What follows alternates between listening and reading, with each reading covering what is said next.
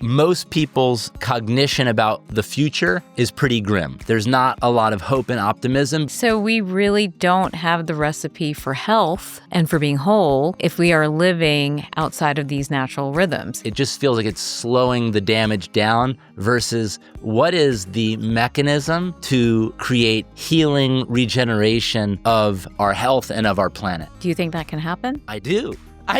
We are not separate from nature. It's just so fascinating to me that what's happening in farming mirrors what's happening to the human body. Okay, here's a fun fact, guys. I actually do want a farm, and my husband thinks I've lost my mind. Here's the deal. After seeing so many patients over the last 20 years, one thing I know for sure is that the quality of food that we're eating and how that food is made is directly impacting our health. And while I spent a lot of time talking about the gut microbiome, much of that is influenced by the soil microbiome. In fact, the very soil that grows our fruits and vegetables is determining what our health is going to look like. I became fascinated with regenerative agriculture, and that's why I invited on my next guest.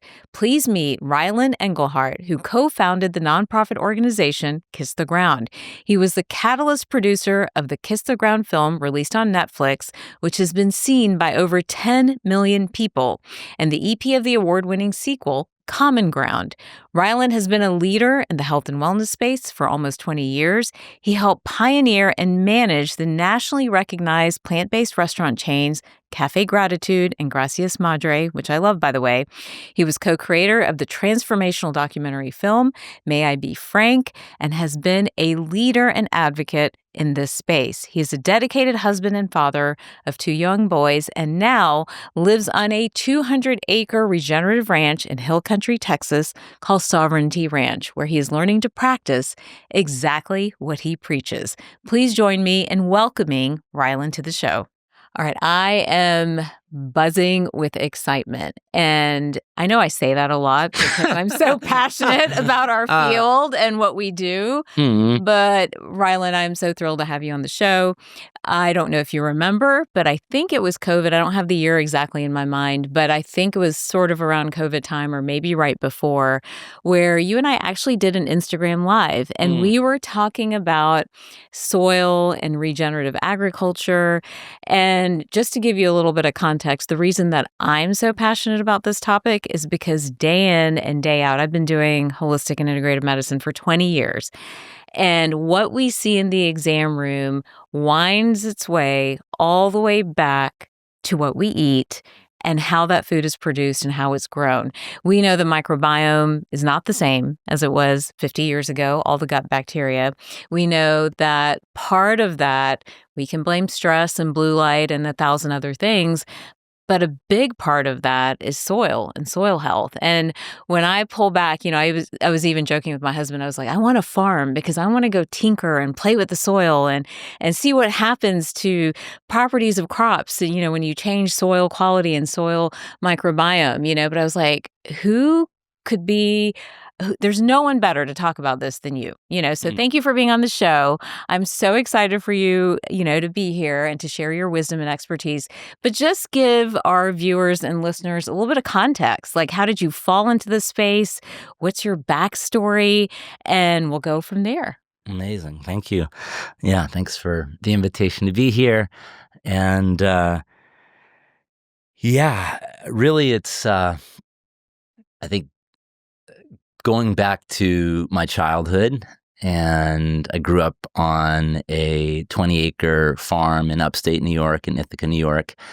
And, my parents were homesteaders, hippies, back to the landers. My dad spent a couple winters in a teepee, cooking meals on an open fire.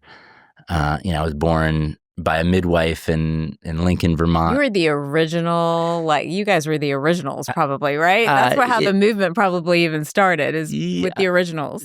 Yeah, I think, there's cycles, there's recurrences, but yeah, definitely I came from an amazing couple parents who had, a deep vision and understanding that we are one with nature, and that we're one with God, we're one with the creation. And how do we serve is to remember that oneness and have our actions be in alignment with service to the whole. Mm. And what a neat way to grow up. So they really believe this we all get some spirituality and religion, right, as we're growing up in a family. Yes. Most of us do, at least. But it sounds like they had this was not just about going to church every Sunday.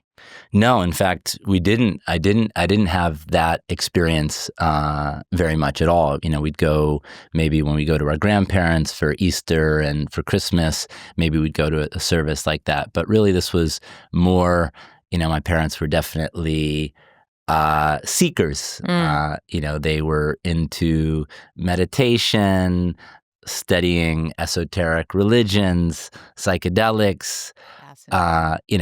Just to sort of put a point on this, at 19 years old, my parents invited me to go and to drink ayahuasca in the Marin Headlands. No, at 19? At 19 years old. Wow. What was that like?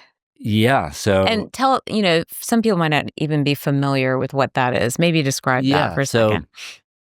Yeah, so ayahuasca is the combination of two plants from the Amazon rainforest, and for hundreds, maybe thousands of years, the combination of these two plants, which are sort of like almost a phenomenon that without science and technology that you could actually discern, that the cooking or the mixing of those two plants would lead to a psychedelic experience that, they call it the vine ayahuasca. It's a term. It's some version of the vine of death. And so it is a experience that people describe as an ego death. And it's a 6-hour experience where you take this medicine and you confront all the things, all your vices, all your the way of my arrogance or my pride, or where I've been cruel, and you reflect on that in a very intimate way. And oftentimes that leads to purging. And then there's a point that comes where you find yourself connected to a presence, a spirit, a energy that is an undeniable, oh my God experience. Wow. And in that presence, there's nothing that ever feels more like home, where we feel we belong. And in that presence, there's a love, and there's a being held, and there's a celebration of belonging that is unlike anything that I've ever experienced.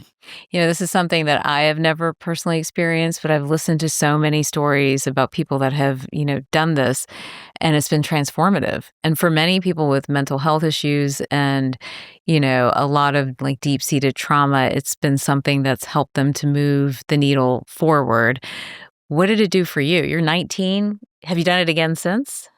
Yeah, I've probably drank 50 times. Wow. Okay, so let's talk about the first one and maybe the last one. Yeah. You probably don't have time for all 50. No, totally not. But so talk to us a little bit about what. And again, it really, I want to speak about it from the profound, how something can touch us so deep that can then last a lifetime of providing service, guidance, and stamina and resilience towards a purpose or towards a mission. Because I think that's what's really important and key within my story, is that when I drank at 19, I didn't go to college. I had learning disabilities. I was, I tried to become a pro snowboarder. That didn't work out.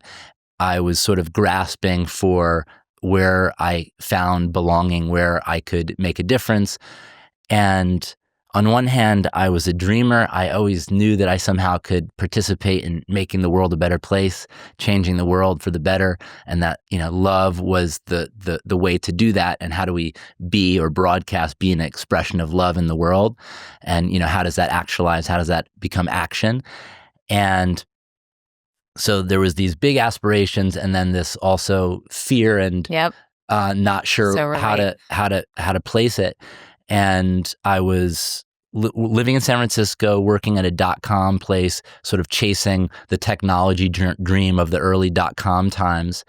And my parents said they'd heard about this. They had done it once, and they had a profound experience. And they said, "Hey, we're going to take you to this church experience in the Redwoods where we drink this tea, and it's going to give you a really profound experience and connection to God, and an intimate connection with what that is, what that means, and also maybe will help you find your purpose or find what's next for you." And what a gift. Can I just say for a second, because I think finding your purpose and finding your mission is something so many people struggle with, right? Like they're banging their heads against a wall. They're filling it with all kinds of things, whether it's, food or drugs or alcohol or whatever it is, relationships that may not be right for them. But like that's a lot of the mission of Whole Plus, is bringing your whole self together so that you get into alignment with what you're meant to do. And I feel like this is something I've been trying really hard to verbally express. Yes. But it seems like a concept that's way out there in the shadows somewhere. Mm-hmm. But you're saying the same thing. You're basically saying the same thing, that our job is to find our mission and our purpose. And we get so clouded with noise from our parents and their expectation, or from our schools, or from our community, or our cultures, or whatever. And we get lost. So anyhow, not to derail you, but I'm getting kind of chills, because this is exactly what this entire platform show, that's what this is about. How do you find you, and you got the gift at a very early age. Did you have clarity with that first experience? So yeah, it wasn't, here's what it was. Okay. What it was an hour of, and again, just to set the context, we're in the redwoods, in a grove of redwood trees. Beautiful. Dressed in white and all white clothing in sort of a ceremonial setting, and men on one side, women on the other.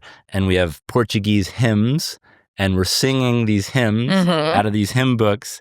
And I start to feel this experience coming on, and I can see my mom across the way, and at a certain point, I don't even recognize or know who she is, and I'm in a lot of struggle and a lot of resistance. And then finally, there was this breaking point of letting go and surrendering and allowing the medicine to have its way with me. And ultimately, there was a dissolving of the I, the me, who Ryland Engelhart is. The ego, yeah. The ego. And I found myself on my knees weeping, feeling this presence, this pulse of the mother, almost an umbilical cord of energy connected from my heart to her heart, and her just communicating her love and her devotion, and really her asking for my devotion to love and serve her. And also some of the darker images were the reflections of being entrapped in the technology world of chasing technology as the solution for all of our problems. And I saw that vision, and then this split screen vision of me and my body being, fully, imbued and unified with the earth, with the mountain, with the trees, with the roots, with the soil. And again, it was visually and experientially the most profound, but didn't necessarily, and there was actually a clear ask, will you serve me? Will you protect me? And so I didn't exactly know what that meant, But that led to me joining with my parents and the birth of a restaurant chain called Cafe Gratitude and Gracias Madre, which were... I love Gracias Madre. It's one of my favorites. It's one of my favorite restaurants. So yeah, that you even that statement, Gracias Madre, that is that deeper level of thanksgiving for Mother Earth and for those experiences. I didn't realize that was started by you. I have eaten there so many times. Yeah.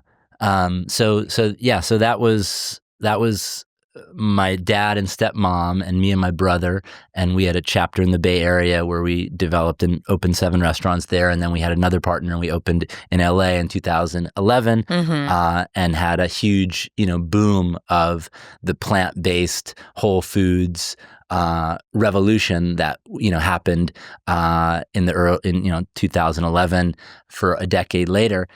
And then, that actually leads me to sort of where we are now. Well, no, that's or not quite where we are now. Not quite. Yeah. So a big part of it, and again, I think, me and my friend Ricardo Handy, we did a lot of landmark education throughout our lives, which is a transformational training course. And, one of the things we were always, looking at distinctions. And one distinction we were always looking at was, what is wisdom? And we were always sort of just, bantering back and forth on these distinctions. And we came up with this idea that wisdom is to walk with dedication and conviction, but at any moment be willing to give it up for something else that makes more sense. And so it's profound. And because it's challenging, right? Because we want to be convicted, because to have energy, to have passion, to be able to break through the malaise and the criticism and the fears, we need to have conviction. But then we can become convicted to where we become blind, stubborn and arrogant, and also ideologically trapped with some belief. And then we can start lying because we actually see where it's not true, but we become such an evangelist for an idea. And so that is actually something that took place within our reality around veganism. We were considered the vegan mafia, the vegan kind of titans of Los Angeles. We had all these vegan restaurants, 2 different chains, and then my sister had another chain called Sage Vegan Bistro. And the kind of first transformation was we started, my dad got a farm, Beloved Farm in Northern California, and started growing vegetables for the vegan restaurants. But what we started to realize was that to grow vegetables, we needed constituents, ingredients of animal agriculture. Interesting. That we realized that our vegetables weren't vegan. Vegetables weren't vegan. I know everyone's like scratching their head right now, being like, wait, what do you mean? What are you talking about? Yeah. So if we think about the healthiest soils around the planet and how soils get created through grasslands and grass-eating animals. Eating, pooping and peeing, moving along. Enriching the soil. That's right. Creating the microbiome. Their fertility of their dung and urine, and then moving on and being moved by a predator-prey relationship where they'd stay in large herds and rove in those large herds across the landscape, led to, the largest and deepest soils. And if we're talking about America, that was the bison. Right. And that's what the middle of the country is soil bank account built by animals grazing on grass. So what does that do to vegans? I mean, I meet vegans daily who, for example, won't even take a supplement if the filler or the capsule is animal-based. I find, this is just doctor talk, but I find often that, many of us are deficient in something called lipase, which is a digestive enzyme that breaks fats down. But the majority of lipase is animal-based. So I have this huge patient population that probably needs it, but won't take it because it's not quote unquote vegan. So if vegetables aren't vegan, where does that land somebody like you and your family in sort of this vegan movement when you guys are sort of spearheading the movement? Like, what would you say to people now? Yeah, I mean, really, we kind of had to burst our own bubble. Which is so brave, by the way, right? Like, I think it's so important to say, like, we believe in this, but then as you learn, because we're all on a learning journey, just like many people are on a healing journey, as you learn and grow and expand, sometimes you have to pivot, so. Totally. Yeah, I mean, that really is it. I mean, we had uh, multiple restaurants, hundreds of employees. We had become, this vegan empire. Yeah. And we realized in growing food, we needed animals to make those vegetables grow. And so it started just on our farm. Wait, to get manure, where are we going to get that manure? Oh, that comes from a concentrated animal feedlot operation. Well, that's not a vegan solution. Right. So then, okay, now we have our cow on our land. Okay, to make that cow viable and part of the farm ecosystem as well as the economic system, they have to bring something to the table. Whether that's milk, and if you're, making raw milk and cheese, which I brought you some grass-fed yeah, raw let's milk. love to talk about that too. But you have, sometimes a female cow, sometimes, a male cow. And once that male cow becomes full grown, what are you going to do with that? You could, yes, have it graze and be part of a rotational grazing situation, but at some point you're going to have more cows than you have space for. Right. And what are you going to do with that cow? Right. And so actually the first sequence that we shot for the Kiss the Ground film was the sequence of this vegan family, the Engelhart family, that started growing our vegan vegetables for our vegetables for our vegan restaurants, realized that in nature, veganism isn't a viable option. And even in agriculture, it's not a real viable option to grow vegetables without the use of animals and without the killing of animals to protect those vegetables that we're growing. Because that's another thing, any grain crop where you're tilling the ground, you're killing hundreds and thousands of creatures just to create a monoculture of chickpeas, right, or, wheat or corn, or soybeans. So the idea that we can escape the design of the creation, which is eat and be eaten, is just, it is a urban ideological idea that's actually never been tried with anyone who's living and, living in relationship to nature. I mean, an example of this is there's never been an indigenous or non-westernized culture that's living, in relationship to land, whether it's agriculture, hunter-gathering, that has selected for being a vegan. So what's your opinion now of people? I have my opinions as a physician, but what's your opinion now of veganism as a lifestyle, as a medical solution to things that we talk about today, like heart disease and diabetes and all these other things? What's your sort of take on being vegan? Yeah, I think that, I mean, I ate my first hamburger at 35 years old. Wow. Wow. I'm 44 years old. So, we've served millions, literally not of vegan organic meals. It's been awesome. It's been an amazing service, and an amazing contribution to the overall food intake of, what food people are taking in. But as a ideological framework of, I want to live on the earth and consume and know that what I'm consuming, something has to die for me to live. It's just, that is the design of the architecture of the creation, is that, in the Lion King, they talk about it, the grass. It's an ecosystem, right? Like, you need the bottom feeders to feed the next level, to feed the next level, to feed the next level. And then there's competition for resources. Then they're killed and it starts back over again. It's just like a constant cycle, That's right? Whether it's the ocean or the earth, and or it's managing for balance. It's not managing for nothing will die. So in this urban setup where we kind of park in different food movements, right? Yes. Whether it's veganism or people that are vegetarian or people that are gluten-free or dairy-free or all of these things, they're all kind of artificial constructs, essentially, right? So if we are living out of alignment with the way that creation means for us to live, and we're not being religious and weird here, we're just saying what the natural agricultural rhythms are. Yeah, whales are eating phytoplankton, zooplankton, mini krill, mini fish. They're pooping in the photaic zone and creating more life such that more phytoplankton, zooplankton can grow.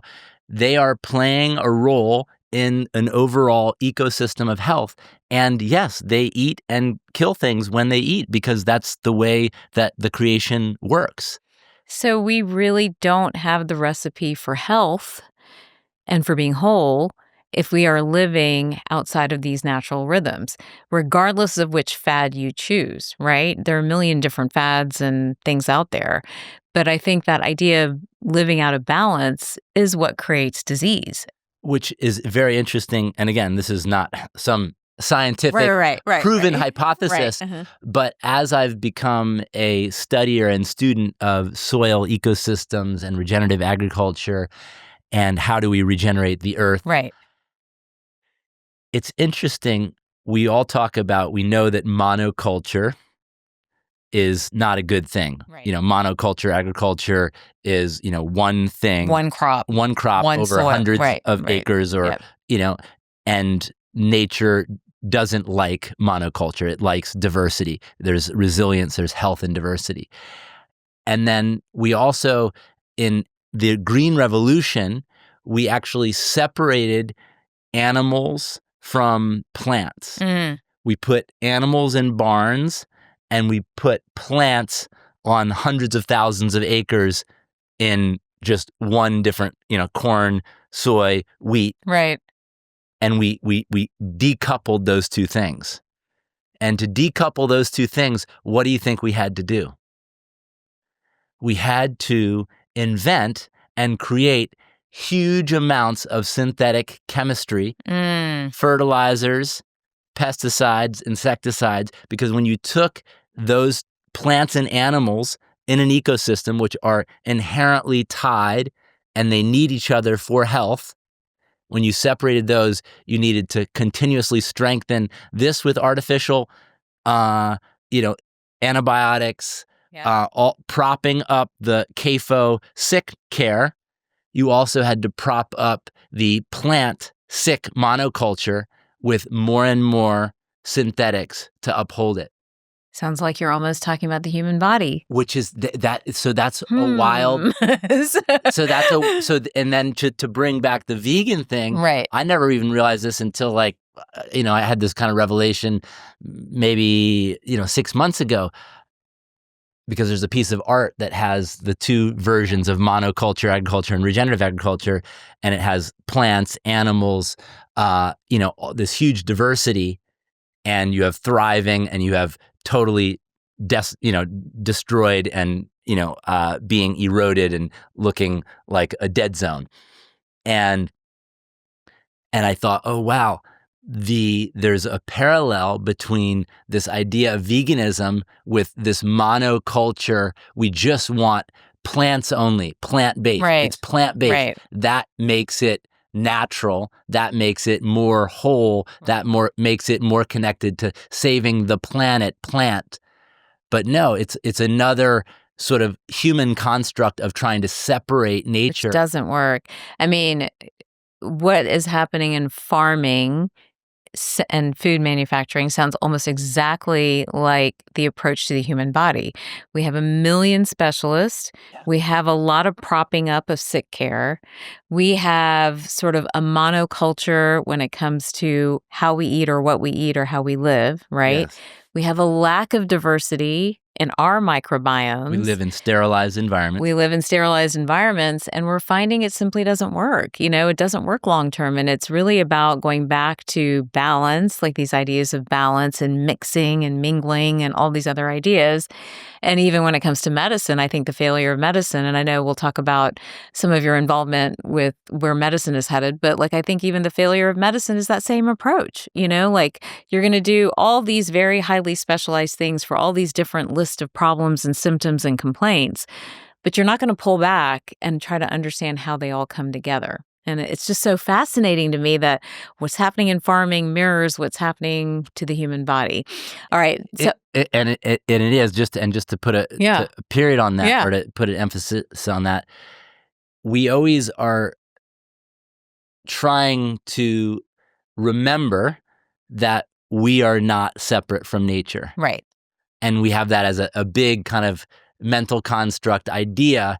But at this level of diet, what are we mixing into, the alchemy of our health, and, what we're mixing on the landscapes of our land is all part of, again, that same vision of balance, diversity, integration of these different things, understanding the holistic view on life, and that we are one cell in the body of this creation. So fascinating to me. Now, many people may not know about Kiss the Ground. I know about it because we talked about it when we did our Instagram Live years ago. But maybe fill everyone in on what Kiss the Ground is or was. Regenerative agriculture, just the field of regenerative agriculture, I do want to dive into a little bit because, it's interesting to, once you make the connection between food quality and food sourcing and soil health and our personal health and the health of our families, what is the future of regenerative agriculture? So maybe just catch us up on that. Yeah, amazing. So, so there was that kiss the ground moment of being 19, drinking ayahuasca, wanting to serve the mother. Then there was a decade and a half of cafe gratitude, serving people through healthy, whole, plant-based food. Right. Then there was the realization, well, this is awesome and whole foods are great. Maybe this idea of veganism isn't the full picture. We told the truth about that. That was part of this whole revelation of me understanding how soil, plants, photosynthesis works, and that how soil is being built is from carbon in the atmosphere. And then there's this whole other conversation about climate change, carbon footprint, and what if, I think the good news about regenerative agriculture is that most people's, I think, cognition about the future is pretty grim. There's not a lot of hope and optimism because even the best solutions that we think and talk about, like recycling or paper straws or, eating better, it doesn't seem like, it just feels like it's slowing the damage down versus what is the mechanism to create healing, regeneration of our health and of our planet. Do you think that can happen?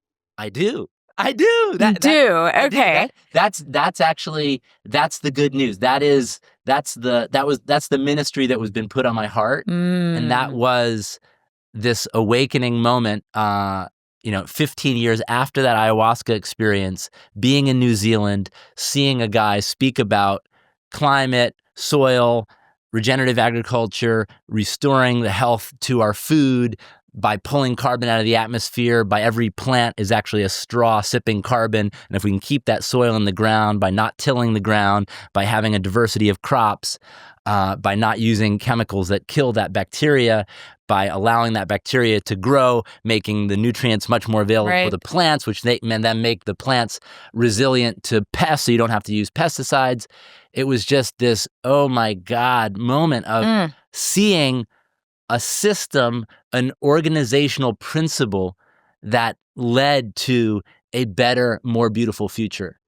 That's so encouraging. And I know. But we don't hear about this very much. We don't hear about the ability to regenerate. I hear in my world, and I'm sure what most of my viewers and listeners hear too, like know your carbon footprint, we're destroying the planet, use paper straws, watch your plastics. Like these are the things we're hearing. We're not hearing about regenerative agriculture and the ability to rebuild, which is such a promising message, right? It doesn't sound like we're all going to blow up and disappear and the planet's going to go away in a few generations, right? So I think that's a really important message. But so regenerative agriculture, I feel like, jump into that. Yeah. I feel like regenerative agriculture is a principle of agriculture, and it's broken down into practices. Okay. And those practices I mentioned in my little rant, but essentially, right. Love the rants, by the way. The idea that we're modeling agriculture after nature's image, and so in nature there is diversity. So we're focused on an agriculture that holds diversity. We're focused on not tilling the ground, so the least amount of mechanical disturbance. So we don't want to till. We mostly think of agriculture as tilled ground, right? And that is a long-term, mistake that ultimately leads to a degradation of soil and the need for synthetic inputs. Okay. So least amount of mechanical disturbances. We want to have a living root. We want to have live plants in the soil for as much time as possible, because the living root is the way that the soil microbiome is fed.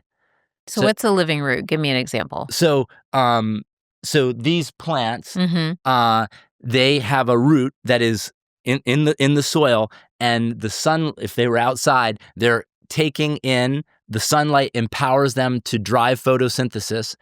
They grab carbon dioxide out of the atmosphere. They convert that carbon into carbohydrates, carbon and water, carbon and hydrogen, and then they pump 30 to 60% of those carbon sugars into the soil, and they feed the microbiome of the soil. And in exchange for the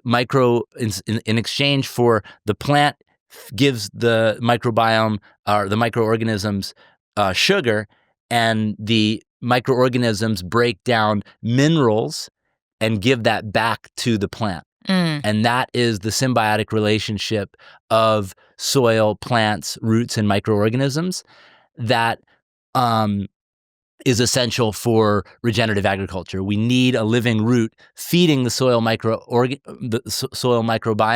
Otherwise, you're going to have a die-off, or you're going to have a reduction of that healthy microbiome, which is ultimately they are the converters of the mineral kingdom to make the plant have bioavailable minerals and nutrients to be able to take up into the plants. So if you're not tilling the soil, are you just planting constantly, or what happens there? Yeah, so there's something called a no-till drill, which is essentially just, it creates a little sliver and it puts a seed in that little sliver, and then it tucks that seed in real quick, and then you can plant with much less fertility and much less water, because you're not tilling. When you break up the soil tilth, you break up the aggregation of the soil, and you denude the ability for soil to hold and store water and for water to infiltrate. And then where do the animals fit into this regenerative model? Yeah, so animals, that's one of the next principle, is that animal integration. We need to have animals basically grazing and turning the fertility of whatever forage, grass, plants, matter that's on the surface of the soil. They basically cycle those nutrients through their multi-chamber stomach. They put that fertility as dung and urine, and that breaks down back into the soil and creates more fertility, such that you can have, soil nutrient bank account can be enriched, such that you can grow another cash crop, another crop of vegetables or grains or fruits. Do we have any studies that show the difference in nutrient quality between crops grown in this particular way versus sort of the standard, more industrialized way of farming? Yeah, there's it's definitely an area that needs a lot more study and a lot more money and peer reviewed to give it. But there's a ton of anecdotal evidence. There's a group out of on the East Coast called the Bionutrient Institute that is doing a lot of studies around carrots and other root vegetables, and finding that you can have 10 times or even 50 times the phytonutrients of one carrot grown a particular way. And again, they're not basing it on organic. Right. They're saying, okay, what this is one genetic seed grown in multiple different settings, and are able to see, yes, when you have a very, very vibrant soil health and a very, very vibrant microbiology in that soil, you are getting a huge amount of nutrient transfer to those vegetables, and ultimately, making that food much more nutrient dense. And so there's also, some citrus growers that are, doing it with citrus and showing, incredible increases of, all the essential vitamins that are in citrus between an industrial model versus a regenerative model. So then what happens with the actual, like, where are you on meat consumption and the animals themselves? There's so much about that. Reduce your carbon footprint by eating fewer animals. There was the whole Beyond the Meat movement. Explain some of that to me in this model of regenerative agriculture. What happens to meat? Where should meat consumption really be? Yeah. And, all the medical literature around it I can comment on. But I do think even that is pegging meat as like a very poor quality food, when in fact it isn't, when it's made in the right way or produced in the right way. Yeah, I just saw someone cite, stop making beef the enemy of the climate. Yes.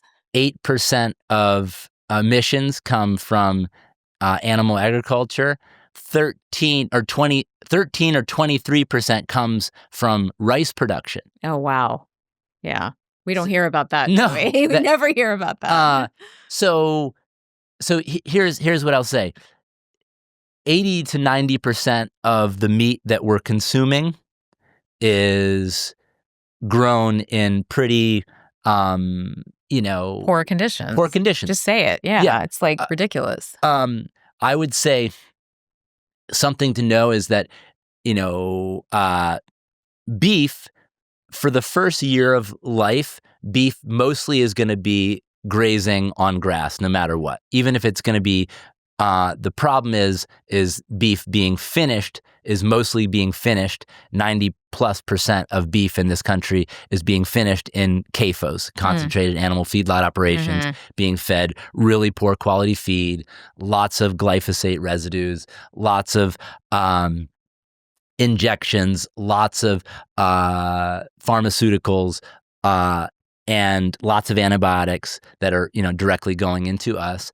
And so I would say we want to be eating meat as the 35-year vegan, as a healthy food. I'm 44. I feel stronger and healthier than I've ever been, and we want to be. It's something that we want to be respectful that things do die for us to live. So as a consumer, though, and I'm 100% on board with this, I feel like people take meat out and we see all kinds of nutrient deficiencies. We see muscle wasting. We see cognitive decline. There's so many different things we see. And I'm often finding myself say, well, it's the amount you're consuming or the quality. These are the things to pay attention to. But for the consumers out there, in all fairness, like, how do they know they're picking a quality meat, and where can they find, well-sourced meat, and even maybe vegetables? What do you recommend to them? Yeah, so it's ultimately difficult to find good quality food, but I think it's one of the most important treasure hunts of our life. Yeah. And, always has been, honestly, since the beginning of time. Right. Finding. And to be honest, it is easier now than it's ever been to find high quality. I mean, not ever been, but I think the last 20 years, right now, I mean, just to speak into the microcosm of regenerative, right? So Kiss the Ground, the film, came out in 2020. 10 million people have seen that film. Incredible. It's led to the transition, just what we're aware of 34 million acres of land in the U.S., and that's a lot. That's a huge amount of land. That's amazing. Wow. Props to Gabe Brown, Alan Williams, Understanding Ag. They're an amazing consultancy group that really was, elevated their story, and their skill and their amazing work was elevated in both Kiss the Ground and Common Ground, the films. And they've now, had this huge, insurgence and desire for how do we do regenerative agriculture.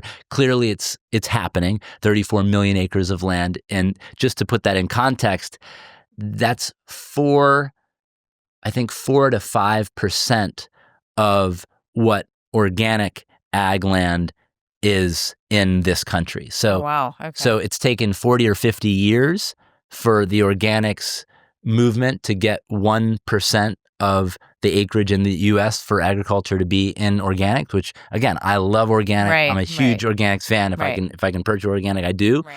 But there's some limitations to getting wide scale adoption in the regenerative context. Understanding Ag, they've been really successful in being a farmer and rancher led organization and movement and adoption that's led to, in the last 7 years, this 34 million acres of land, which is, hugely inspiring and, again, hopeful that we can do this. But back to the question, we want to be buying, grass-fed, grass-finished beef. I would say chicken and turkey they're monogastrics. They mostly require just eating corn and other grains, and that's going to oftentimes be carrying much higher loads of glyphosate. So I would actually say, it's more important to be eating organic and pasture-raised eggs and chicken and the bird. Right, the bird groups, yeah. Because they're going to be having much higher Interesting, levels. I didn't know that. Where all beef is going to have at least the first year of its life eating grass, which is going to be coming from a natural environment, and then into a concentrated animal feedlot operation. Where birds, chickens and turkeys and other poultry are going to be in houses in total containment for their entire life and never have any. Essentially, they're being, force-fed really poor quality food to fatten them as quick as possible to get them in the grocery store. So organic chicken and organic turkey, those birds are also getting primarily corn as their feed? They will be, and that's the other thing. Like the idea of free range has sort of been a co-op term. That just means that there's a door at one end of the barn that some small percentage of the birds could walk outside, and that they're free to move out there. You really want to be focused on pasture-raised meats, eggs, and any kind of animal products. And then, is there any labeling currently of like this is regenerative or like on? There is. There's actually 3 primary label. There's probably 6 total, but the 3 primary that you can find at Whole Foods and natural grocers is Regenified, which is inspired by that same group, Understanding Ag, Gabe Brown, Ray Archuleta, Alan Williams, who were in the films. That is probably the biggest one you can find. Vital Farms, Regenified, eggs, regenerative eggs. So look for Regenified products, look for ROC, Regenerative Organic Certified, and then land to market. And there's probably, I would say, a total of maybe 2,500 products on the market as kind of my loose guess. So that's at the main grocery stores, and even the regular, H-E-Bs or Safeways, you can start to find those regenerative labels. But I would say, really, if you're inspired by this idea, you want to join the regenerative movement, really the game is you look at your plate, and the plate is the creation of your health and the planetary health. The circle of your plate is the planet. No pressure, guys. And what's one thing you eat a lot of? And my invitation is find a really great farmer or rancher in your region and start buying directly from them. the farmer. And there's right now, again, there's never been so many ways to buy direct from high quality farmers and ranchers. Like most people have seen, Joe Rogan, and he had Will Harris on that on his podcast a couple times. White Oak Pastures, amazing. I know about White Oak. Force of Nature, another amazing company that's aggregating. Gabe Brown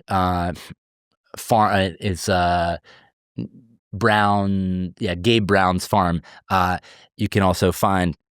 So if you look up regenerative farm box, regenerative meat box, you can find 20 different ones that they're all, again, there's probably, but they're all going to be 100x better than anything you're finding in.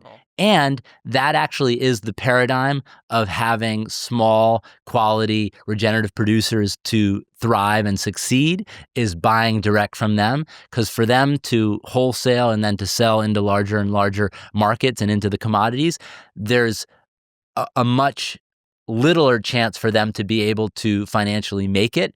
So when we're buying directly, it's a direct line to helping them help the soil, help the ecosystem, help, sequester carbon, help infiltrate water, help get chemicals out of the streams and the waterways.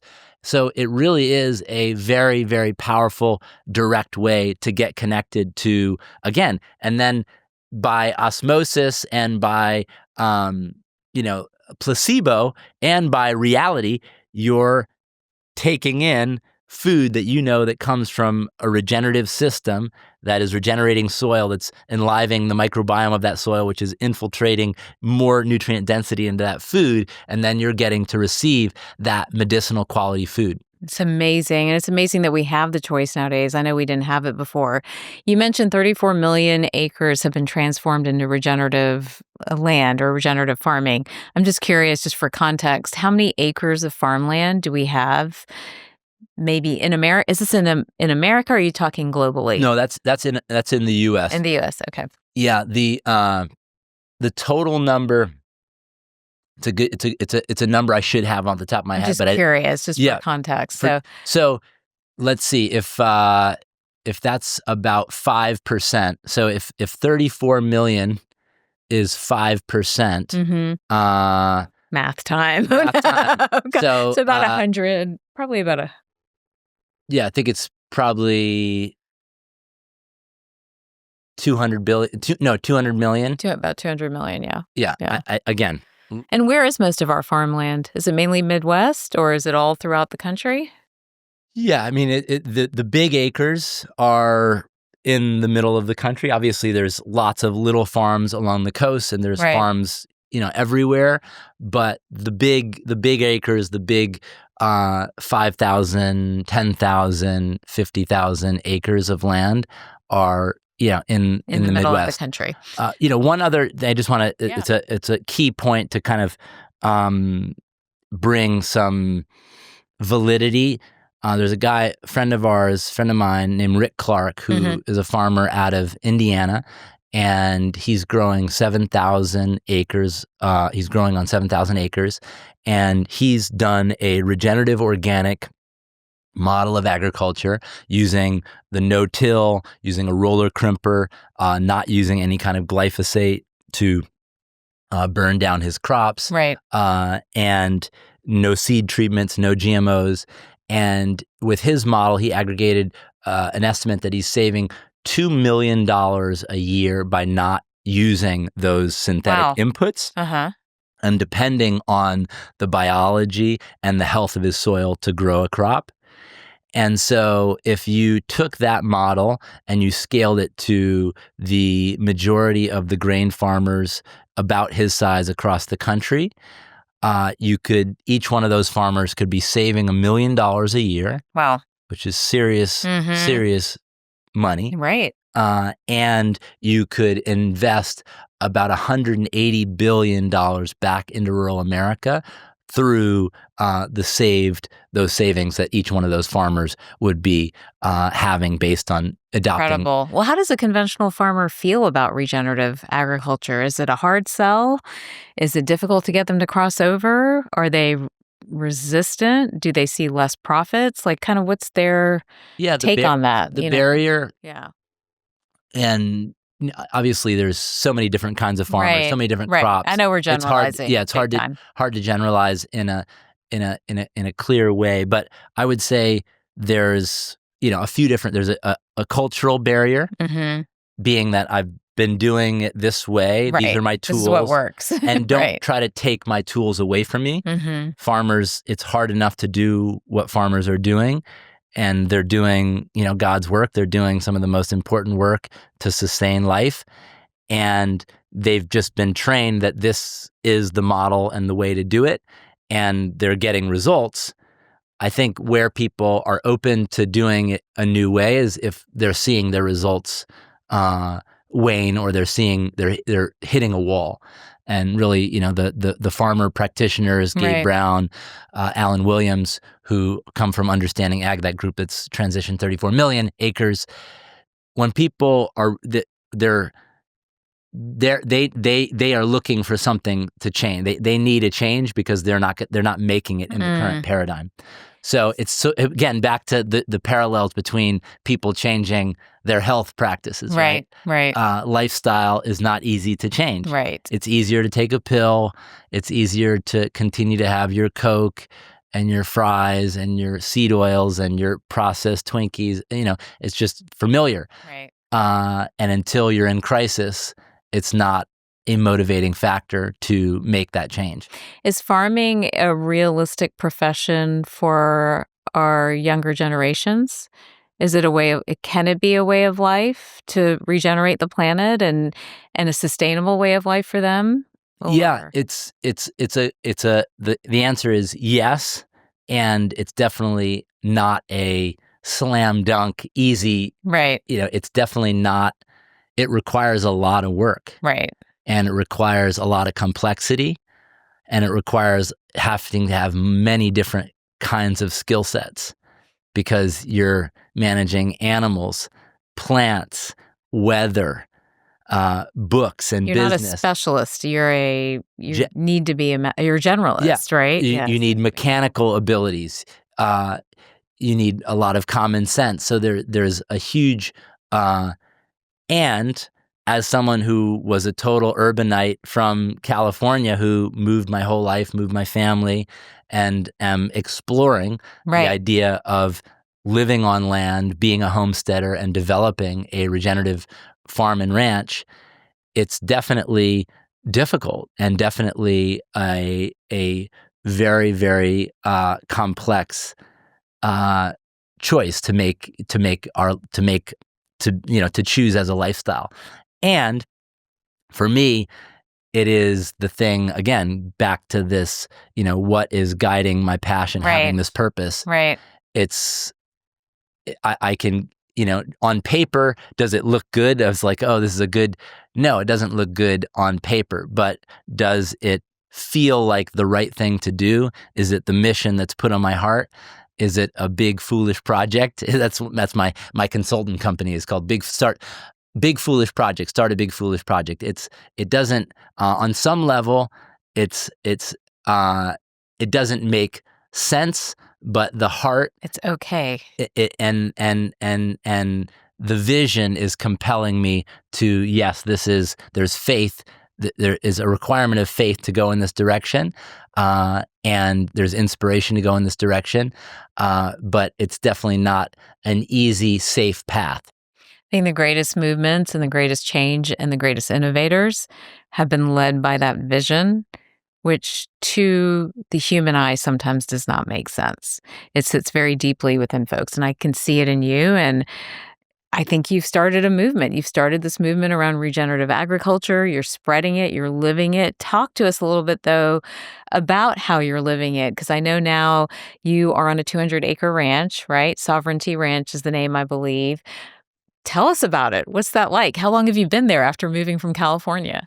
Yeah, so we've been there only a year. Okay. I moved with my wife and my 2 sons and my sister and her husband and their 4 kids. Okay. And we all live on this 200-acre ranch, 2 houses, and we have a restaurant there. And we have a developing brewery, and we have tiny homes, and we're building a agro-hospitality event center. Amazing. To really embody our conviction and our commitment to regenerative agriculture and being an embodiment of that, we are, we've planted our flag in Bandera, Texas, which means flag, Bandera, Right. and we're opening this space. We have a restaurant that we're open 2 days a week, and we're serving all pastured meats from our farm. Okay. We're serving vegetables and fruits from our farm. Everything is organic that's not from our farm. We're frying our food in tallow, so no seed oils. And we're using our dairy from our cows on the farm to make cheese. I brought you raw milk. Tell us about raw milk for just a second. What's the health benefit of raw milk? Yeah, so we've been doing some raw milk fasts on the farm, and I've done a lot of different fasts over years of doing juice fasts and water fasts and just doing liquids and even bone broth. And raw milk is a superfood, and it's a superfood in that it's a complete protein. It's got amazing, fatty acids.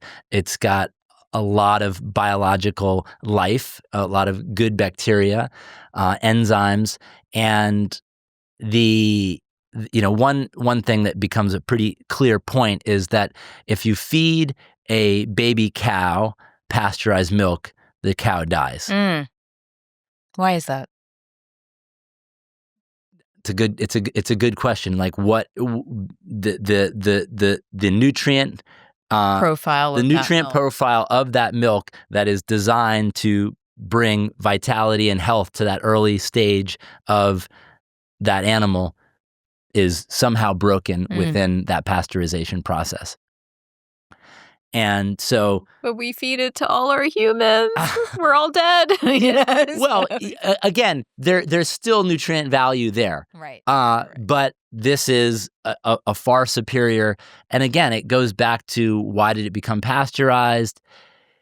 We oftentimes manage for scaling things really big that become really dirty and breed bacteria, infection, disease in a big sort of not well-kept system. And so then we have to manage for that at the level of cleansing, fluoride in the water or, pasteurizing all milk and sanitizing everything. We go too far. And raw milk is, I don't know if you're familiar with Weston A. Price. Yes. Oh, yes. And that whole, world of thinking. But yeah, it is a really, really amazing superfood. And there's lots of people, and it's honestly been something that the food and the FDA, there's been a war against raw milk. And, thinking about, Make America Healthy again. About that, yeah. It's as you said, before we started the conversation, you were saying it's an exciting time to be alive, to see some of these, what have been fringe ideas being brought into the light of maybe this actually does make more sense. And to have a healthy living, high quality milk that is again built in the image and likeness of nature, not being so adulterated, so processed, so that we can do it at such a scale, and then ultimately the point of it has been totally obliterated and becomes pointless, and it becomes almost a hollow, harmful calorie versus a nutrient-dense, healthy food. Medicinal food. Life-giving food. Yes. So interesting. I can't wait to try it. What's your hope with the ranch? What direction do you hope the ranch will take? Do you want it to be sort of the epicenter of a regenerative agriculture movement, or do you want to tell me what you're thinking with it? Yeah. So really, I spent a lot of time in Los Angeles commuting to restaurants for my job. And I now have 2 young kids. And I was looking at what is the lifestyle I want for them? What's the environment I want them to be growing up in? And so it was, how do I bring my life and my work and my passion and my family together? All together. And also do something with my sister, do something with my family, which also I think is a transformative act, because we oftentimes think about Thanksgiving or Christmas dinner. It's like time with family is, relationships that we can't seem to sort out and restore love and create respect and honor and workability. And so on all these levels, the vision is to be a example of this healthy lifestyle that is including service of education of others, farmers, and also eaters around nutrition and health. And we're actually hosting two conferences on the farm. One, which is called Food is Medicine, which I actually wanted to invite you to maybe come be a speaker. I've been to one of those before in New York. I've been. There's people have used that term, right? Yeah. But it's called Eating Your Healing. Yeah, I love that. The subtext. And then there's another event called Confluence, both happening in May. Okay. On the ranch. So we hope to be a local hub for nourishment and education in the hill country of Texas. We hope to be an educational center and space for all different kinds of practitioners to come to share their deeper knowledge and understanding, such that we can enrich ourselves as well as inviting our community in to be enriched. And it also to be exemplifying that we as a family can get along. We can get along with nature and have nature heal under our stewardship and our care, and also live and cultivate a healthy, happy, wholesome family.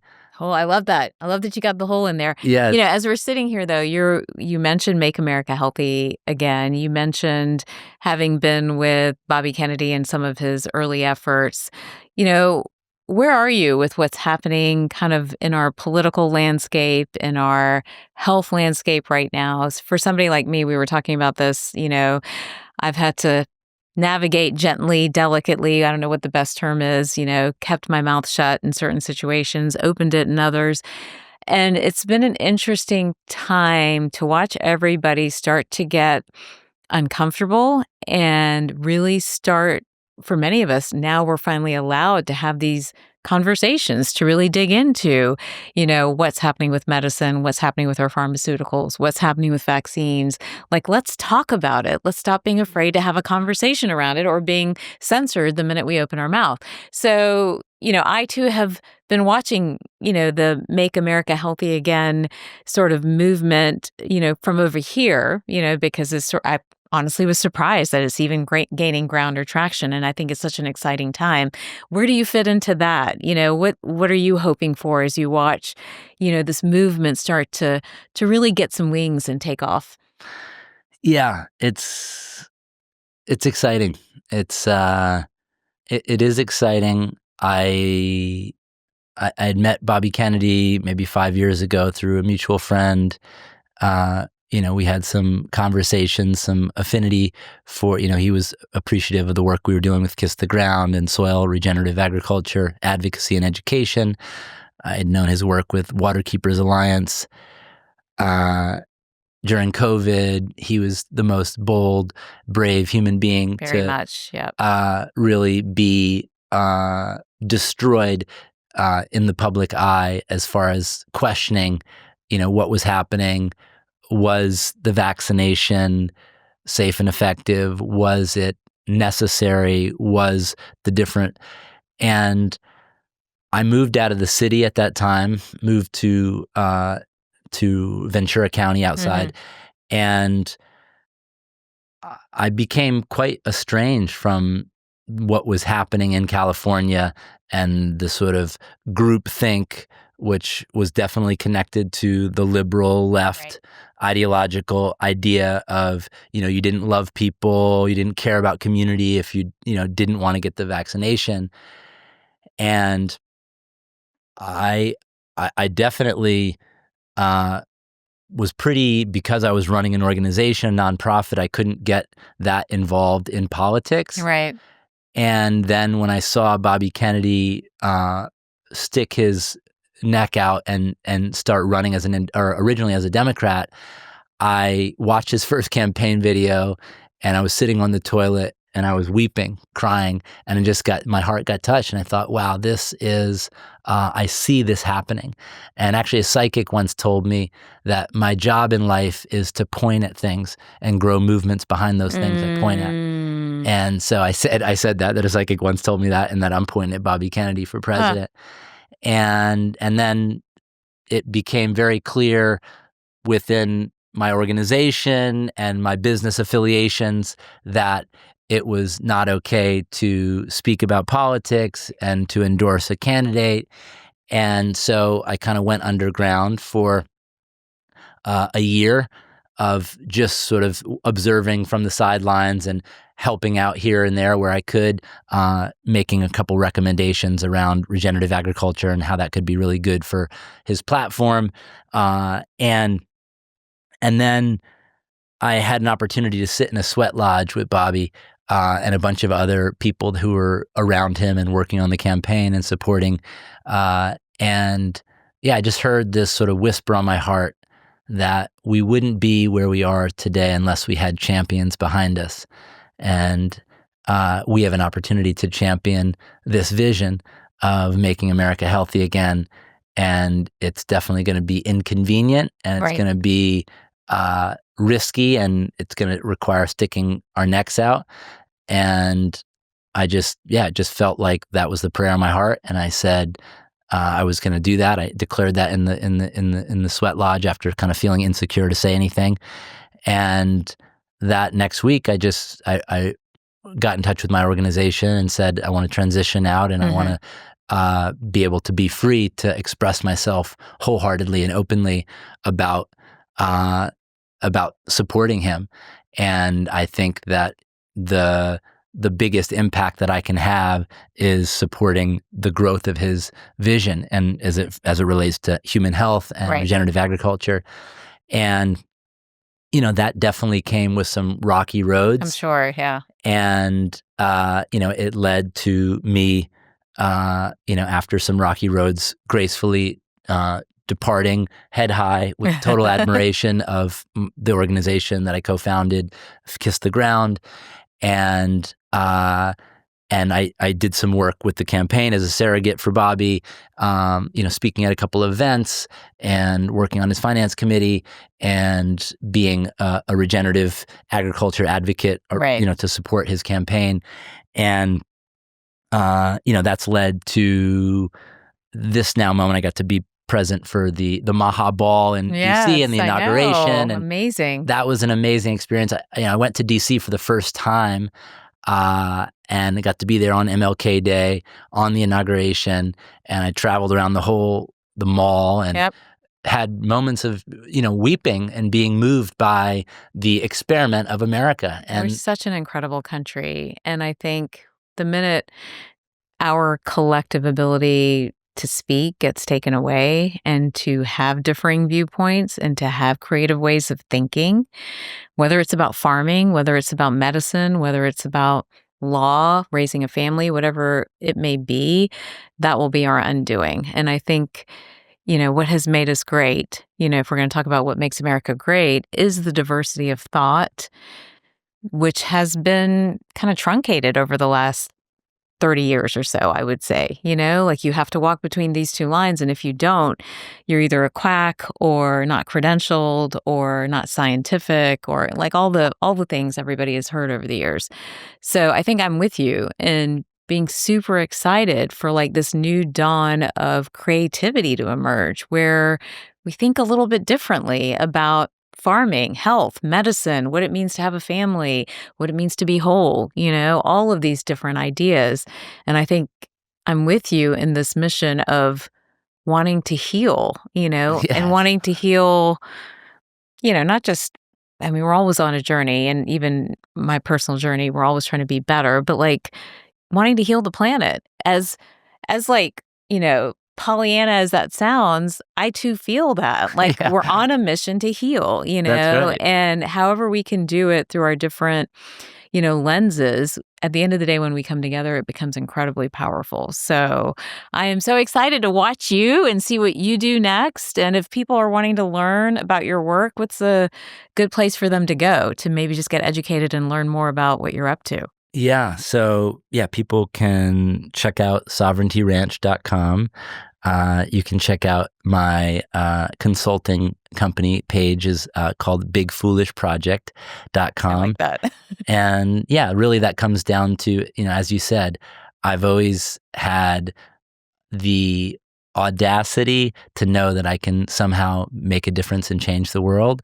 And as foolish as that sounds, it's seemed to be true, and it seemed to be possible, and I continue to water those seeds of possibility in my own heart, and in the face of my own cynicism, my own resignation, my own Keep fears. moving forward. And so you may have just answered my last question, and I think you've been answering it throughout the episode. I was thinking, my question to every guest, my last question to them, is what makes you whole?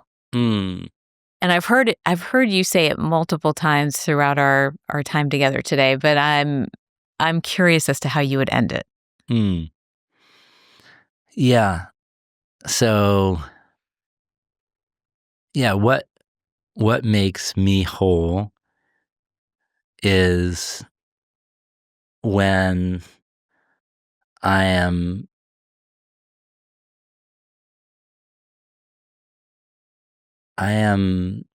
being the presence of love. I love that.